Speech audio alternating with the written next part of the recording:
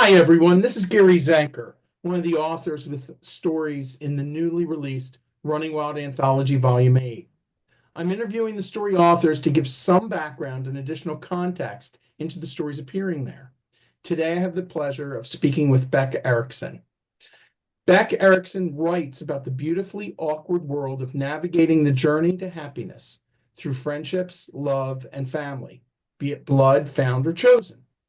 Her stories enhance the importance of positive interaction and interconnection, even when we feel lonely. She lives on the Jersey Shore and can often be found either writing by the river or in it in some way.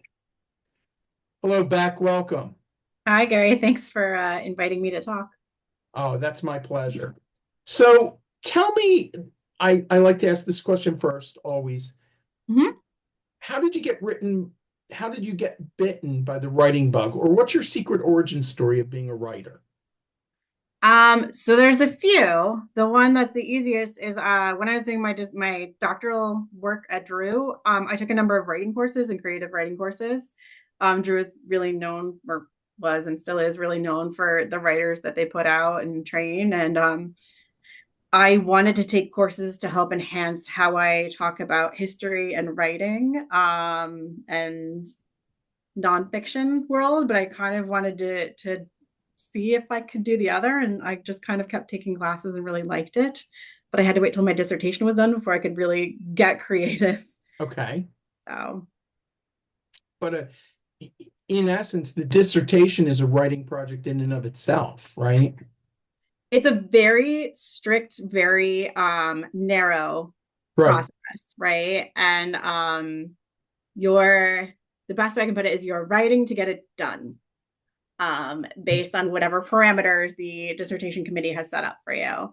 Um, and I got to read all sorts of great things, but the thing that I kept missing while I was so heavily immersed in all the textbooks, and all of the papers I had to analyze was the creative side of it, which is why I took those additional courses. So my degree is actually a doctor of letters, which is basically like a humanities degree. So I got to pick and choose what I did, which is kind of where I started the writing just to see if I could do it.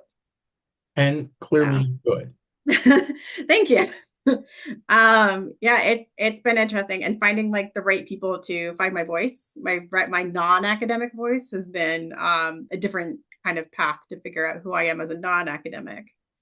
It's interesting because some people feel that they cannot write nonfiction. They're not capable of writing nonfiction if they write fiction and vice versa. And I always was of the opinion that a writer can, they just have to stretch. Yeah. Right. You have to be willing to take the criticism. And I Yeah. think that's a big part of it. And it's understanding that it's not really even criticism, it's coaching, it's guidance, it's all the same stuff that you did in the academic world or in the technical writing world, and finding another way to say it.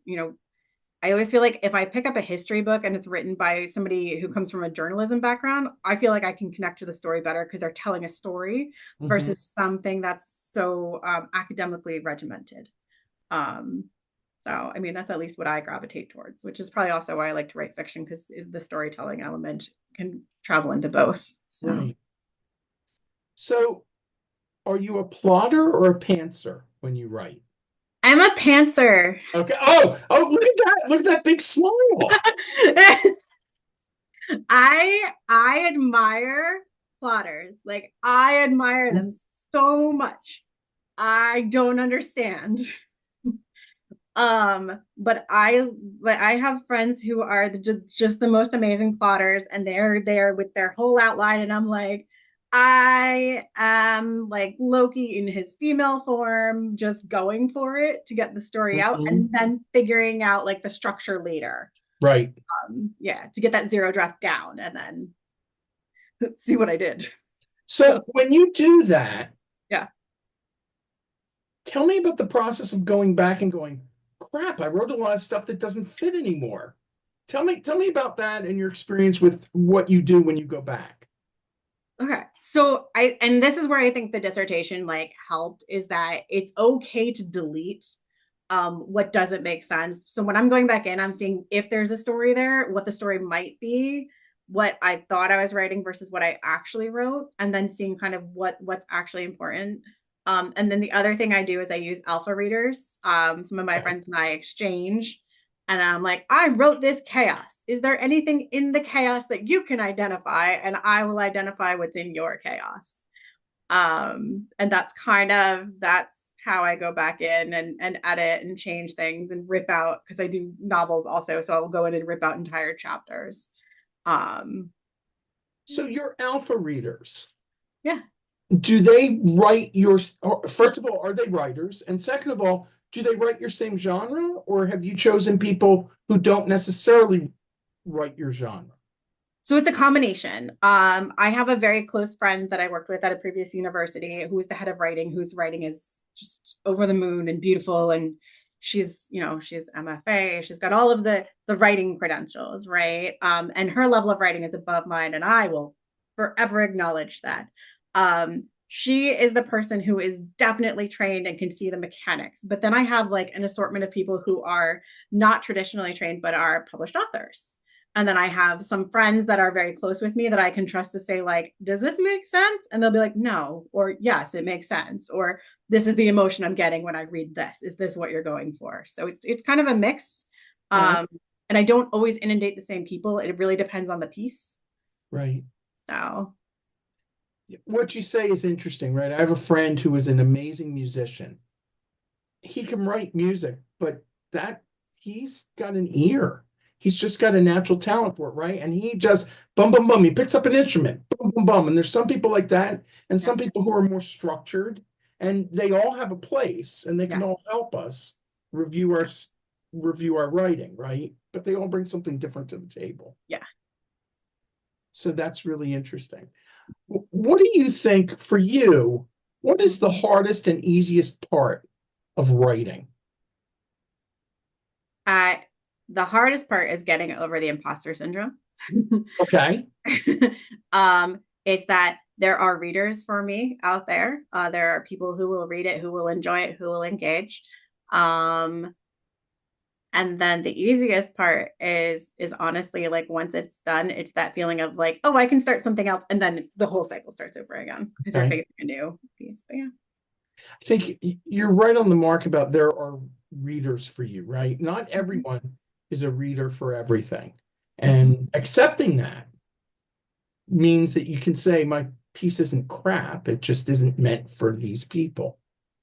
So Yeah. that makes a lot of sense. I had a professor when I was doing my doctor. I took a course in creative writing, and it was specifically for flash fiction, short fiction. And he kindly told me that I'll likely never be picked up or published with how I write. And it definitely turns out like the whole idea that writing is subjective is 1000% accurate, because my voice and what I write was not for him. And he Right. was never my target audience. He's a lit fic person. He wants a certain style of writing, and I write things that are a little bit like campier sometimes. And so it just wasn't the right mesh. Did you feel imposter syndrome at that point, or did you know enough to be able to brush it off? I didn't know enough at that point in time, and I wasn't as confident in myself Mhm. that I deserved a spot in the writing world. And the first time that I had a short fiction piece picked up, I was like, he was wrong. Like I needed to listen to my friends and my fellow writers and be like, this person was wrong. And he's a professor of writing, and he can still be wrong. Right, and he can be. Although that's interesting, right? You would think that they would be more understanding of different styles and want to bring out the Yeah, best part of your writing. I mean, there are people who honestly are not good writers. Not everyone's a good writer, but there's a huge range of what good is yes, for different audiences. yeah. So, That's one of the reasons I'm excited about the anthology. Is I'm excited to see everybody's pieces all together, and to see all of the different writing styles and topics and like how they really like wove everything, and to just see kind of what our cohort is. So yeah, like that's one of the things I'm super excited about. so have you published? Well, actually, did I read that? No, I didn't read anything about where you've published it. Have you published previous to this? And what kind of pieces were they? Were they short? Were they long? So I had to do like a cheat and write it down because my brain was gonna like blank out. Right. So I have a few. So I've published speculative fiction in a couple of lit mags, um, Nice. which goes along the same lines as the anthology. And so I have Tractor Heist in Many Nice Donkeys, Buzzing for Nectar in Full Mood Mag, and then I have novels. And then I also have Novels plural? yeah. Wow. Okay. Um, I have a few novels. One of them is speculative also. It's set down the Jersey Shore in the off season. It plays with the idea of like Norse gods living among us like real people. Just chilling and They vibing don't? at the Jersey Shore. They don't live among They us? totally do. They totally do. I thought so. Okay. Thor's just like out there like getting a tan. That's all. Right, right. But yeah, so I have those, and then I have a three book, almost finished the third book. That one should be published by August, end of July, August. Three-book series. It's called the Love is Awkward series. So it's a series of rom-com books, but it is not the same as my speculative writing Mhm. whatsoever. It's loud, it's Jersey. And it's like happiness. It's celebrating positivity and like positive interactions and things like that, but in the rom-com like formula. So I find, myself, I find that that's like being an actor or an actress who's really good at one role and they go, yeah, but I'm bored. I've accomplished this. It's time to go try something completely different mhm. and be able to have your audience go with you and say, yes, I saw them as a rom-com person. Now I can see them as a villain, or I can see them as something, a sci-fi or whatever. So that's excellent. Good for you for exercising that muscle. I feel like rom-coms are one tripping episode away from being a domestic suspense or psychological thriller Right. anyway. So why not just go for the adjusted genres in that? So yeah. So can you give us a one sentence synopsis of the story in the book, or two sentences that doesn't include a spoiler? Yes. So we actually had to submit one. So I cheated and I went back and found That's it. good. It's craving a memory soul makes hot chocolate bittersweet. Nice. And an economy of words. You know, poetry is a weird thing, right? I think even writers who are very good at prose, poetry is just something that scares some of us the crap out of us, Yeah. right? How do you feel about poetry? Have you ever taken your hand to that? I have tried it and I have found I am not good at it. And I think we should own what we're not good at. I think we should Yeah. try it and realize what our strengths are and then Right. be in awe of the people who do it well. I, you are right on the mark, right where I think too. Yeah, I can't do it. I Can't have friends that critique are it. When it's incredible. read to me, I go, I don't know how to critique this. I'm not sure, unless there are words that are obviously wrong in it. Yeah. Just No, let me just smile and say that's pretty.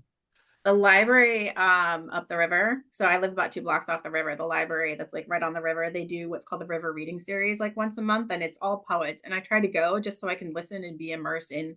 language in the community. But at no point in time do I belong doing an open mic during a poetry reading. That said, do you do open mics for for pieces of your story or your stories? I have done them. So I have done them and I thought it was going to be very easy because in my early 20s I decided to do like stand up in New York just to see if I could do it. Oh, And nice. so I went in with all this confidence.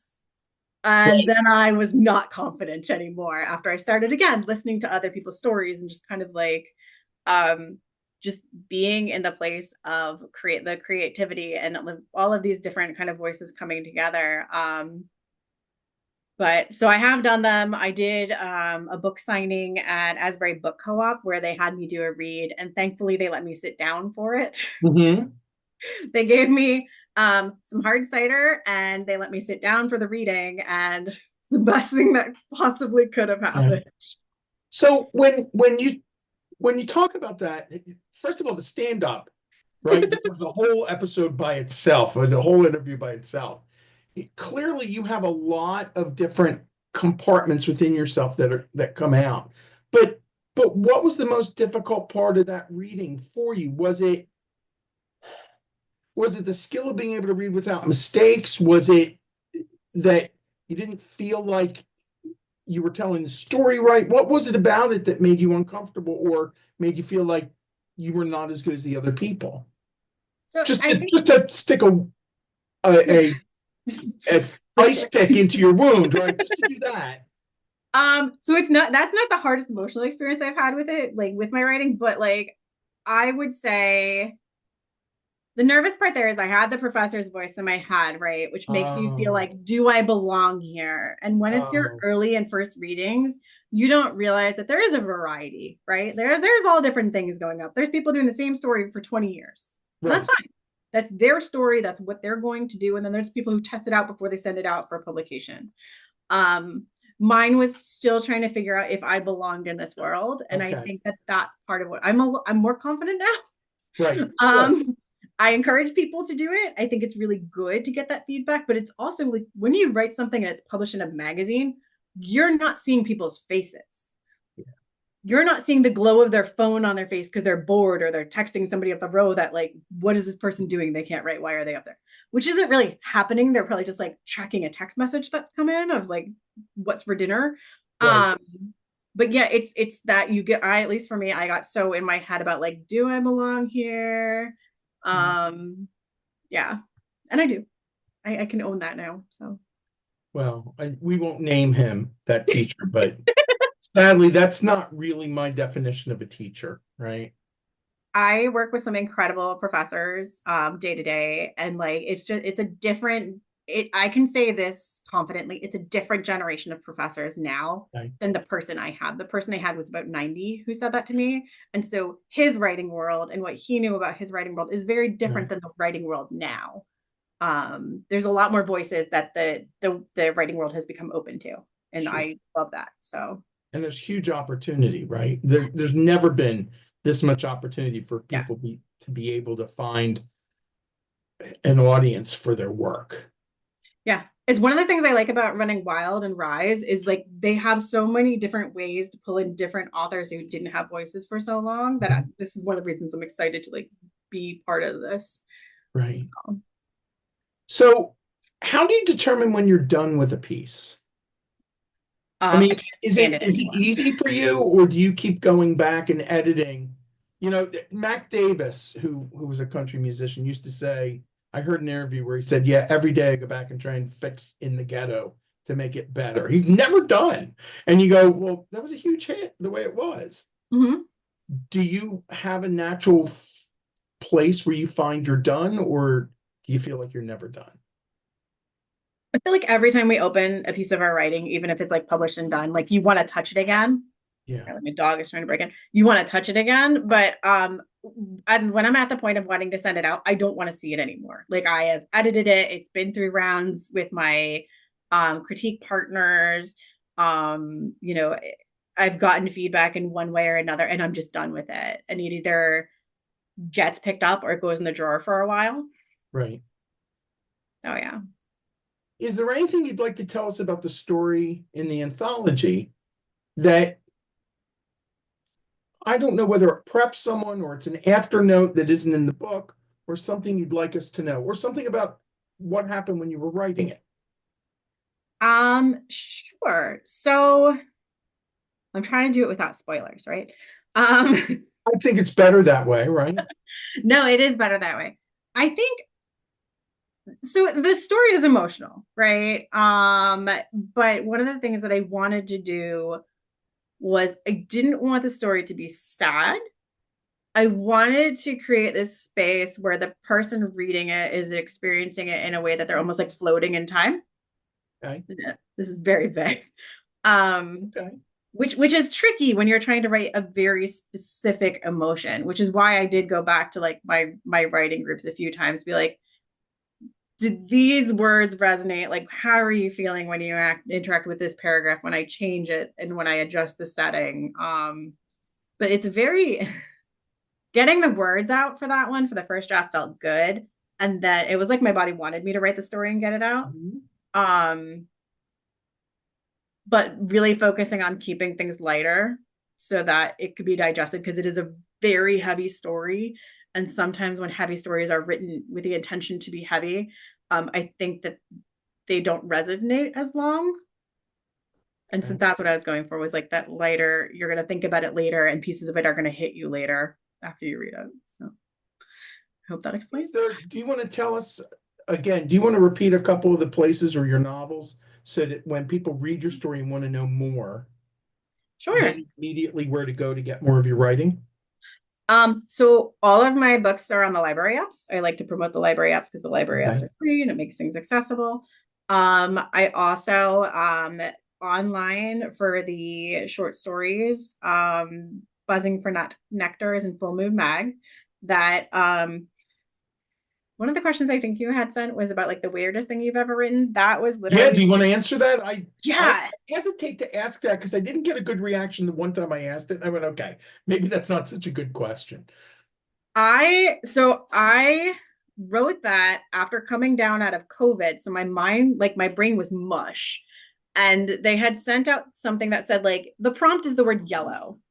I was Okay. like, okay. So I ended up writing a short story from the perspective of really pissed off Bumblebee. It's my Okay. weirdest story, but it got Okay. picked up immediately. And it was like, it was one of those times where you write it and you're like, this is good, I'm sending it. And it got picked up. And I was like, oh, that happened. But yeah, I was like out of my own brain at that point because of how sick I was.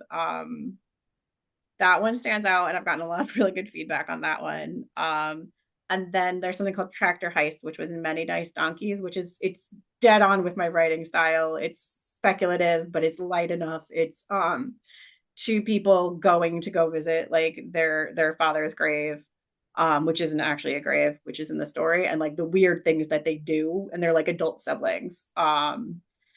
So that one is pretty accurate for my writing style, and both of those are free magazines. They're accessible. Um, but yeah. And then the only one that I haven't, In the Jeans is one that's on the Virgin Zine, which is also open and accessible. And that one deals with like that one's nonfiction, creative nonfiction. Okay. And that one is kind of cool because I actually got to see that one performed on stage, which was kind of surreal. So So yeah. when you see that, Uh-huh. are they permitted to take liberties?